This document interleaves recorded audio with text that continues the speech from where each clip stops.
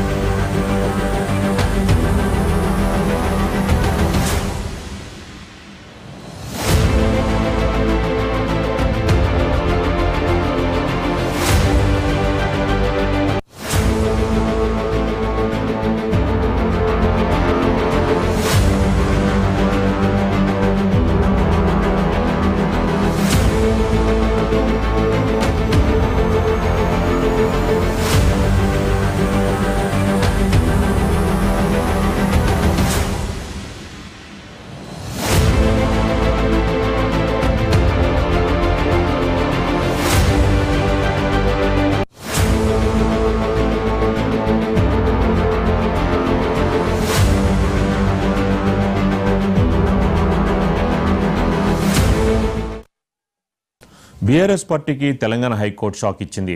15 రోజుల్లోగా నల్గొండ జిల్లా పార్టీ ఆఫీసుని కూల్చివేయాలని ఆదేశాలు ఇచ్చింది. పార్టీ భవనాన్ని కూల్చివేయకుండా ఆదేశాలు ఇవ్వాలని బీఆర్ఎస్ పార్టీ వేసిన పిటిషన్ని తెలంగాణ హైకోర్టు కొట్టివేసింది.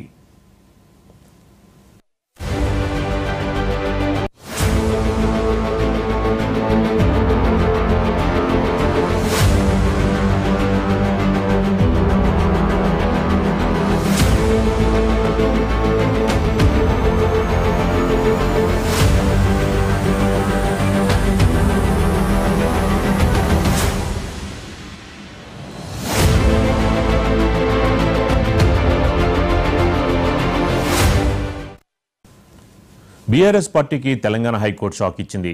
15 రోజుల్లోగా నల్గొండ జిల్లా పార్టీ ఆఫీసును కూల్చివేయాలని ఆదేశాలు ఇచ్చింది. పార్టీ భవనాన్ని కూల్చివేయకుండా ఆదేశాలు ఇవ్వాలని బీఆర్ఎస్ పార్టీ వేసిన పిటిషన్ని తెలంగాణ హైకోర్టు కొట్టివేసింది. దీనిపై మరింత సమాచారం మా నల్గొండ జిల్లా కరెస్పాండెంట్ రాము అందిస్తారు. రాము, ఏంటి ఇక్కడ దీనికి సంబంధించిన ఏ అంశాలను పరిగణలో తీసుకుని కూల్చివేయాలని ఆదేశాలు ఇవ్వడం ఎలా చూడొచ్చు అంటారు? నల్గొండ బీఆర్ఎస్ పార్టీ కార్యాలయం గత కొన్నేళ్లగా కూడా వివాదంతో నడుస్తుందని చెప్పొచ్చు. ఎందుకంటే అది ప్రభుత్వ స్థలంలో బీఆర్ఎస్ పార్టీకి సంబంధించి కార్యాలయాన్ని నిర్మించారు. విలువైన ప్రభుత్వ స్థలం అది. దాదాపు ఎకరం పైన ఉన్న స్థలంలో 99 సంవత్సరాల వరకు లీజు వరకు తీసుకున్నటువంటి పరిస్థితి అయితే ఉంది. అంతవరకు అయితే బాగానే ఉంది. అయితే అసలు పార్టీకి సంబంధించినటువంటి కార్యాలయ నిర్మాణం చేపట్టేటప్పుడు దానికి సంబంధించినటువంటి ఎలాంటి అనుమతులు తీసుకోలేదని చెప్పేసి కాంగ్రెస్ పార్టీ వాదిస్తుంది.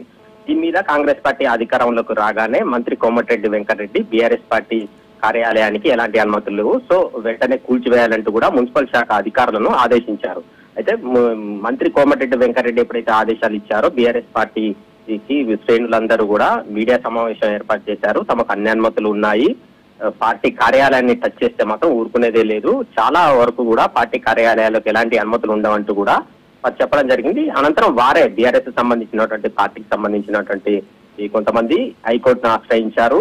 అయితే హైకోర్టులో ఈ రోజు విచారణకు వచ్చినప్పుడు మాత్రం హైకోర్టు మొట్టికాయలు వేసినటువంటి పరిస్థితి అయితే ఉంది. ఎందుకంటే పార్టీకి సంబంధించినటువంటి కార్యాలయం పూర్తి స్థాయి నిర్మాణాలు చేపట్టిన తర్వాత దాన్ని రెగ్యులరైజ్ చేయాలంటూ కూడా అనుమతులు తీసుకోవడం ఏంటి, ముందే అనుమతులు తీసుకోవాలి కదా అని చెప్పేసి ప్రశ్నించడంతో పాటు 15 రోజుల్లోగా పార్టీ కార్యాలయాన్ని కూల్చివేయాలి, అదేవిధంగా ₹1,00,000 వరకు జరిమానా విధించాలి, ఇక ఏదైతే కూల్చివేతకు సంబంధించినటువంటి ఖర్చులు ఏవైతే ఉంటాయో అది కూడా పార్టీనే భరించాలంటూ కూడా తీర్పిచ్చింది. ఈ నేపథ్యంలో ఒక్కసారిగా బీఆర్ఎస్ పార్టీకి షాక్ తగిలిందని చెప్పొచ్చు. ఎందుకంటే బీఆర్ఎస్ పార్టీ అధికారంలోకి వచ్చిన తర్వాత 2018 నుంచి 33 జిల్లాలలో కూడా పార్టీ కార్యాలయాలను ఏర్పాటు చేసింది. అదేవిధంగా ఎమ్మెల్యేలకు సంబంధించినటువంటి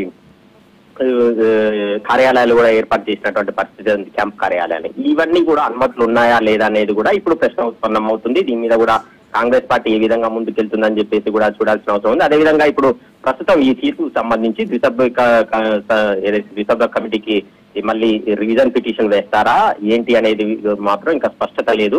దీనికి సంబంధించినటువంటి ముఖ్య నాయకులందరూ కూడా ఒక సమావేశం ఏర్పాటు చేసి ఏ విధంగా ముందుకు వెళ్ళాలి, పార్టీకి సంబంధించినటువంటి కార్యాలయం ఏదైతే కూల్చివేయాలని చెప్పేసి కూడా హైకోర్టు తీర్పునిచ్చిన నేపథ్యంలో దీని మీద ఏ విధంగా ముందుకు వెళ్ళాలి ఏంటనే దాని మీద కూడా చర్చించి ఒక నిర్ణయం తీసుకునే అవకాశాలు మాత్రం కనిపిస్తున్నాయి. ముఖ్యంగా ఏదైతే బీఆర్ఎస్ శ్రేణులకు మాత్రం ఈ నిర్ణయం ఒక శరాఘాతంగా పరిగణించిందని చెప్పొచ్చు. ఎందుకంటే ఈ ఏదైతే కోర్టుకు సంబంధించినటువంటి తీర్పు ఉందో అది ఓవరాల్ గా మొత్తం తెలంగాణ రాష్ట్రం మీద ప్రభావం చూపించే విధంగా ఉంటుంది. కాబట్టి దీనిగా ఏ విధంగా పార్టీ స్పందిస్తుంది, ఏ విధంగా ముందుకు వెళ్తుందని చెప్పేసి మాత్రం కొంత వేచి చూడాల్సిన అవసరం అయితే కనిపిస్తా ఉంది. సీతారామరాజు.